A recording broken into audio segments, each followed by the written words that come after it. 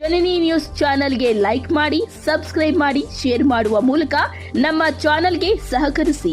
ಹೆಚ್ಚಿನ ಮಾಹಿತಿಗಾಗಿ ಸಂಪರ್ಕಿಸಿ ಹರಿಚಿನ್.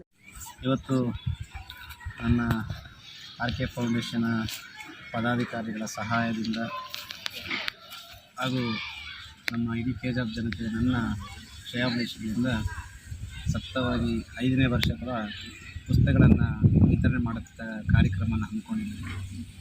ಭಾಳ ಖುಷಿಯಿಂದ ಹೆಮ್ಮೆಯಿಂದ ಈ ಒಂದು ಕಾರ್ಯಕ್ರಮಕ್ಕೆ ಚಾಲನೆ ಮಾಡಿದ್ದೀನಿ. ತಾಲೂಕಿನಾದ್ಯಂತ ಖಾಸಗಿ ಶಾಲೆ ಮತ್ತು ಸರ್ಕಾರಿ ಶಾಲೆ ಎಲ್ಲ ಶಾಲೆಗಳಿಗೂ ಸಹ ನಾನು ಈ ಒಂದು ಕಾರ್ಯಕ್ರಮವನ್ನು ಹಮ್ಮಿಕೋಬೇಕಂತೇಳಿ ಚಾಲನೆ ಕೊಟ್ಟಿದ್ದೀನಿ. ಬಹುಶಃ ಭಗವಂತ ನಮ್ಮಲ್ಲಿ ಶಕ್ತಿ ಕೊಟ್ಟರವರೆಗೂ ಈ ಒಂದು ಸೇವೆಯನ್ನು ಮಾಡಲಿಕ್ಕೆ ಭಾಳ ಖುಷಿಯಿಂದ ಮಾಡ್ತಾಯಿದ್ದೀನಿ. ಎಲ್ಲ ಕಡೆ ಹೋದ್ರೂ ಭಾಳ ಒಂದು ಅದ್ಭುತಪೂರ್ವವಾದಂಥ ಒಂದು ಸಹಕಾರ ಸಿಗ್ತಾಯಿದೆ ಮತ್ತು ಅವರ ಒಂದು ಆಶೀರ್ವಾದಗಳು ಸಹ ನನಗೆ ಒಂದು ಹುಮ್ಮಸ್ಸಾಗಿ ಕೆಲಸ ಮಾಡ್ತಾಯಿತ್ತು. ಸೊ ನಾನು ಎಲ್ಲ ನನ್ನ ಆರ್ಕೆ ಫೌಂಡೇಶನ್ ಪದಾಧಿಕಾರಿಗಳಿಗೆ ಹಾಗೂ ನನಗೆ ಸಹಕಾರ ಕೊಟ್ಟಿರ್ತಕ್ಕಂಥ ಎಲ್ಲರಿಗೂ ನಾನು ಅವರಿಗೆ ಧನ್ಯವಾದಗಳನ್ನು ಹೇಳೋಕ್ಕೆ ಇಷ್ಟಪಡ್ತೀನಿ. ಹಂತದಲ್ಲಿ ತಾಲೂಕಿನಾದ್ಯಂತ ಸುಮಾರು 2 ಲಕ್ಷ ಪುಸ್ತಕಗಳನ್ನು ವಿತರಣೆ ಮಾಡ್ತಾಯಿದ್ದೀನಿ. 2ನೇ ಸಾಲಿನಲ್ಲಿ ಕೂಡ, ಯಾಕಂದರೆ ಕೆಲವು ಈ ಪುಸ್ತಕ ಕೊಡೋ ಕಾರ್ಯಕ್ರಮದಲ್ಲಿ ಕೂಡ ಸಹ ರಾಜಕೀಯ, ನನ್ನ ಶಾಲೆಗೆ ಬರಬಾರ್ದು ಅಂತೇಳಿ ಭಗವಂತ ಅವ್ರಿಗೂ ಒಳ್ಳೆಯದನ್ನು ಮಾಡಲಿ. ನಾನು ಇಲ್ಲಿ ರಾಜಕೀಯಕ್ಕೋಸ್ಕರ ಇದನ್ನು ಸೇವೆ ಮಾಡ್ತಾಯಿಲ್ಲ. ಕೆಲವರು ಚುನಾವಣೆಗೋಸ್ಕರ ಬಂದು ಕೆಲವು ಉಚಿತಗಳನ್ನು ಕೊಟ್ಬಿಟ್ಟು ಓಡೋಗ್ತಾರೆ.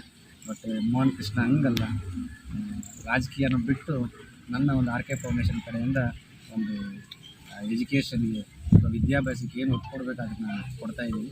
ಕೆಲವರು ಲಾಸ್ಟ್ ಟೈಮ್ ಸಹ ನನ್ನ ಶಾಲೆಗೆ ಕೊಡೋಂಥದ್ದು ಬೇಡ ಮೋಹನ್ ಕೃಷ್ಣ, ನನ್ನ ಶಾಲೆಗೆ ಯಾಕೆ ಬರಬೇಕು ಅಂತ ಪ್ರಶ್ನಿಸಿದ್ರು. ಆದರೂ ಸಹ ನಮ್ಮ ಪದಾಧಿಕಾರಿಗಳು ಅಲ್ಲಿರ್ತಕ್ಕಂಥ ಮಕ್ಕಳ ಒಂದು ಒತ್ತಾಯಕ್ಕೆ ರೋಡಲ್ಲಿ ನಿಂತ್ಕೊಂಡು ಸಹ ನಾವು ಪುಸ್ತಕವನ್ನು ವಿತರಣೆ ಮಾಡಿದ್ವಿ. ಸೊ ಒಟ್ಟಾರೆ ಸೇರಿದ್ರೆ ಒಂದು 3.5 ರಿಂದ 4 ಲಕ್ಷ ಪುಸ್ತಕಗಳು ಈ ಸಲನೂ ನಾವು ಕೊಡಬೇಕಂತ ಚಿಂತನೆ ಮಾಡಿದ್ವಿ. ಎಲ್ಲರ ಸಹಕಾರ ಮತ್ತು ನಾನು ಕೈ ಎತ್ತಿ ಬೇಡ್ಕೊಳ್ತಾ ಇದ್ದೀನಿ, ಯಾರೆಲ್ಲ ಮೋಹನ್ ಕೃಷ್ಣನ ಶಾಲೆಗೆ ಬರಬೇಡ ಅಂತಿದ್ದಾರೆ. ಇದು ರಾಜಕೀಯ ಅಲ್ಲ, ಇದು ಎಜುಕೇಷನ್ಗೆ, ವಿದ್ಯಾಭ್ಯಾಸಕ್ಕೆ ಕೊಡ್ತಕ್ಕಂಥ ಒತ್ತಿದು.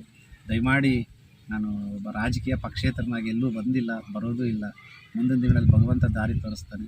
ಎಲ್ಲರಿಗೂ ನಾನು ಕೇಳ್ಕೊಳ್ಳೋದಿಷ್ಟೇ, ಎಷ್ಟೋ ಜನ ವಿದ್ಯಾರ್ಥಿಗಳು ಆ ಪುಸ್ತಕ ಕೊಡ್ಕೊಳಕ್ಕಾಗ್ದಿರ ಭಾಳಷ್ಟು ನೋವನ್ನು ತಿಂತಾಯಿದ್ದಾರೆ. ಸುಮಾರು ಜನ 15 ದಿವಸ ಲೇಟ್ ಆಗಿದ್ದ ತಕ್ಷಣ ಕೂಡಲೇ ನನಗೂ ಫೋನು ಮಾಡಲಿಕ್ಕೆ ಪ್ರಾರಂಭಿಸಿದ್ರು, ಸರ್ ನನಗೆ ಪುಸ್ತಕ ಬೇಕು, ಕೊಟ್ಟು ಕಳಿಸಿ ಅಂತ. ಅನೇಕ ನಮ್ಮ ಶಿಕ್ಷಕರು ಕೂಡ ಸಹ ಮಾಡಿದ್ದಾರೆ. ಅಂಥ ಒಂದು ಕಷ್ಟದಲ್ಲಿರ್ತಕ್ಕಂಥನ ಯಾರೂ ತಡಿಬೇಡಿ, ಆದರೆ ತಾವು ಇದಕ್ಕೆ ಒಂದು ಪ್ರೋತ್ಸಾಹ ಕೊಟ್ಟು ತಾವು ಪುಸ್ತಕಗಳನ್ನು ಕೊಡೋ ಕಾರ್ಯಕ್ರಮವನ್ನು ಮಾಡಿ. ನಾನು ರಾಜಕೀಯ ಲಾಭಕ್ಕೋಸ್ಕರ ಇದನ್ನು ಮಾಡ್ತಾಯಿಲ್ಲ.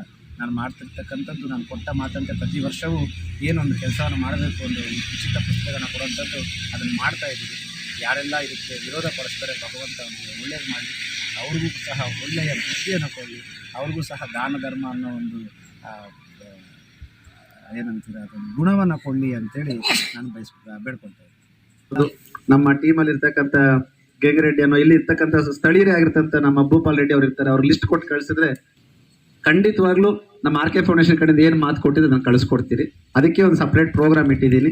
ಅವತ್ತೊಂದು ದಿವಸ ಬಂದು ಅವ್ರು ಕೊಡ್ತಾ ಇದ್ದೀನಿ. ಓಕೆನಾ? ಈ ಸಲ ಯಾರು ಮೊದಲನೇ ಸ್ಥಾನ ಬರ್ತೀರಾ SLCಯಲ್ಲಿ? ಬರಲ್ವಾ?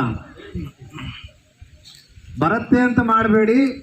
ಪ್ರತಿದಿನ ನಾನು ಮೊದಲಲ್ಲೇ ಇರ್ತೀನಿ, ಪ್ರತಿದಿನ ಮೊದಲನೇ ಸ್ಥಾನದಲ್ಲೇ ಇದನ್ನು ಮಾಡಿ ಖಂಡಿತವಾಗ್ಲೂ ಬಂದೇ ಬರ್ತೀರಾ. ಓಕೆನಾ? ಎಲ್ಲರಿಗೂ ಒಳ್ಳೇದಾಗ್ಲಿ.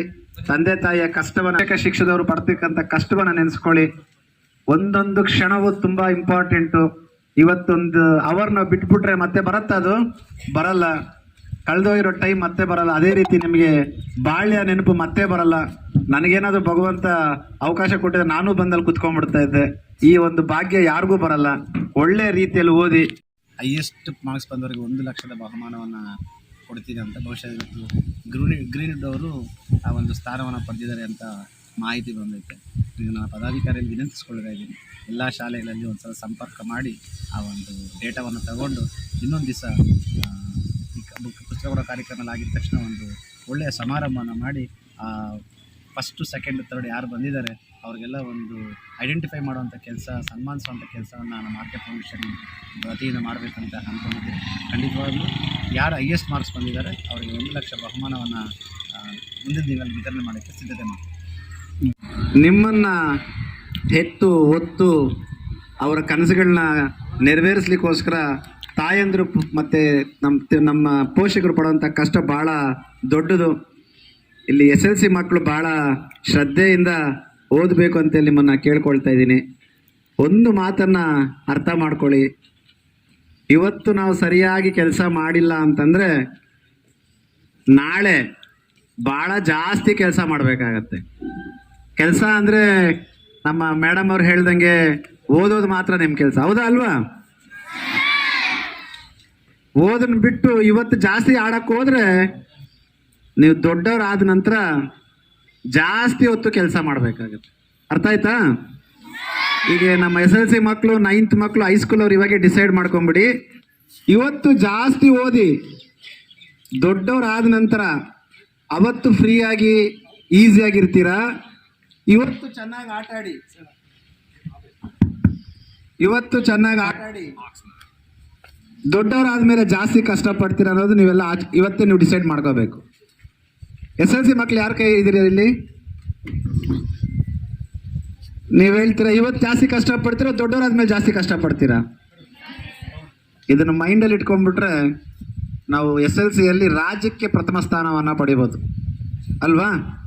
ಅದರಿಂದ ನಾನು ನಿಮ್ಮನ್ನು ವಿನಂತಿಸ್ಕೊಳ್ತಾ ಇದ್ದೀನಿ, KGF ತಾಲೂಕಲ್ಲಿ ನೀವು ಹಿಂದಿನ ಇತಿಹಾಸವನ್ನು ತಿರುಗಿ ನೋಡಿದ್ರೆ ವಿದ್ಯಾಭ್ಯಾಸದಲ್ಲೂ ಮತ್ತು ಕ್ರೀಡೆಯಲ್ಲಿ ನಮ್ಮ KGF ತಾಲೂಕಿನ ಪ್ರತಿಭೆಗಳು ಎಂಥವರು ಅದನ್ನು ಇತಿಹಾಸವನ್ನು ಬರೆದಿದ್ದಾರೆ.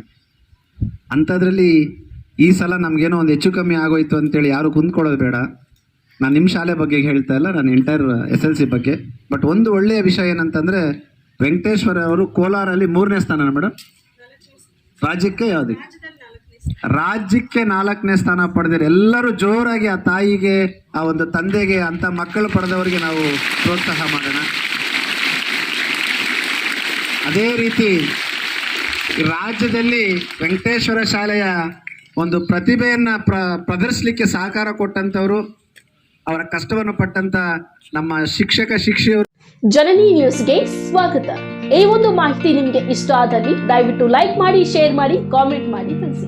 ಮುಂದಿನ ವಿಡಿಯೋ ನೋಟಿಫಿಕೇಶನ್ ನಿಮಗೆ ಬರಬೇಕು ಅಂದ್ರೆ ಬೆಲ್ ಬಟನ್ ಅನ್ನ ಕ್ಲಿಕ್ ಮಾಡಿ.